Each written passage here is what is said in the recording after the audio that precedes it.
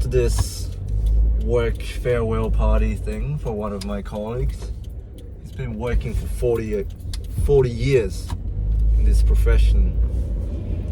Really makes me think, you know, how could someone be so committed, so dedicated to his line of work? You know, I really admire those people.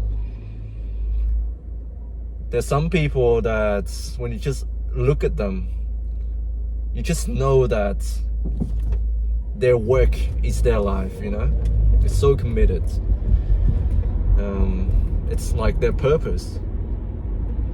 I don't know if I will ever get to that stage in which I can proudly say that this is what I do, this is who I am.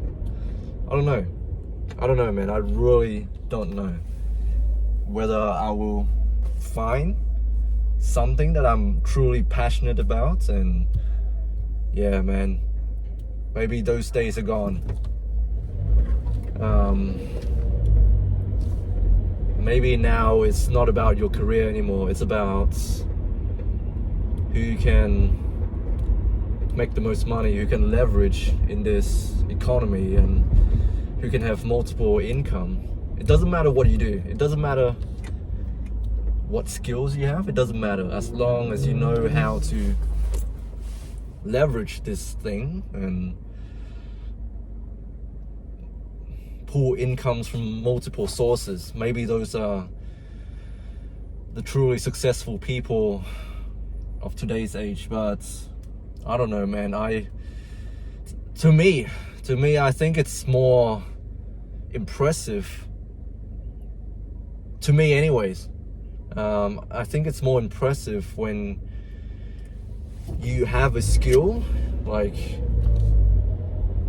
an actual skill, and not just about making money. And don't get me wrong, business is a skill as well. Entrepreneurs, they know how to make money, and in turns that can lead to good things, don't get me wrong, but I feel like nowadays a career is not that important anymore. Like a trade, a skill, it's not that important anymore. Working with your hands, building things,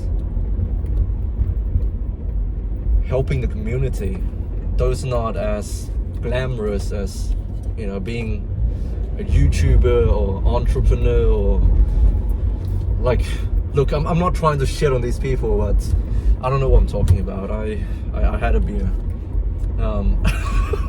I shouldn't be saying this. I'm driving, but yeah, you know what I mean. You know what I mean. By the way, I look fly as freak. I was gonna wear my Ryan Gosling Drive jackets, but it's too esoteric. They're not gonna get it. No one's gonna get it. I need to fit in. Oops, I think I talked about work again. Well, it's not really work related. This is outside of work, you know. I know these people outside of work as well, so I don't know what I'm saying. But yeah.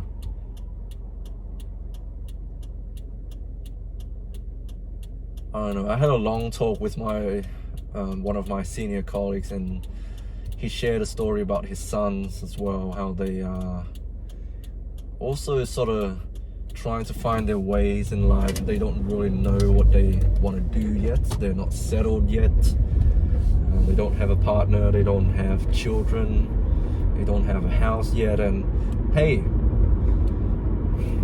have I heard this before? Yes, that's me. I'm the same. We're literally the same. So it makes me feel less alone in a way, knowing that there are others struggling in this economy as well, in the same profession even, about the same age. We're just confused young men trying to find our ways in life. What is our purpose, you know? And then I look at my colleague who has just retired, and I look at him and I saw, this is the man who knew what he wanted to do, and he stuck at it for 40 years. And now he's able to retire and support his family, supporting his children so they can be set up for life, you know. And I want to be like that. And we talked about having kids as well, how I said children are my weakness. If I see them sick, I feel some way. And I used to not care about kids, you know, like I because I was a kid, I didn't really care about kids. I don't want to do anything with them. I don't want to see them. I don't want to do anything with them. But now, whenever I see a child, I see hope, you know. I see an opportunity for this world to change, because we're not going to be here forever, and soon our generation is going to pass away, and it's going to be their generation, and so they are the future. So, you know, I do have my qualms with the world, and how I don't like the world. There's certain things I want to change in the world, and certain people, certain group of people in our society that I don't really like. But when I see a child, all of that disappears, because I see hope. I see that the world can change, you know. But anyways, I'm rambling on way too much. I probably should head home.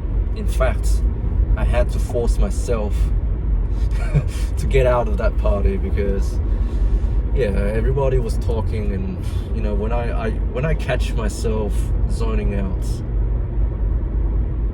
you know, like I can be good around people for a while, but then after a while I start zoning out and I start living in my head again, and I feel like I'm not contributing to the conversation. I'm not myself anymore, and I can't be social anymore. That's my cue. That's when I know that my battery has ran out and I need to leave. Otherwise, I'm gonna be recovering in bed tomorrow. I'll be in bed the whole day tomorrow, just recovering from that social interaction. So I need to get out of there, because I was just listening. I was listening. People telling stories. You know, there are no other groups of people that I can share these stories with. You know, like the really dirty, really messed up stories about patients, and you can't really share it with your family or your other friends, because it's gross. They're not gonna get it. They haven't been in that situation, you know, like they haven't been in a tsunami before, when someone shat the bed. And maybe that's too much information, but you get the gist. Anyways, hope you guys are doing well. Stay strong. God bless, and I hope to speak to you soon.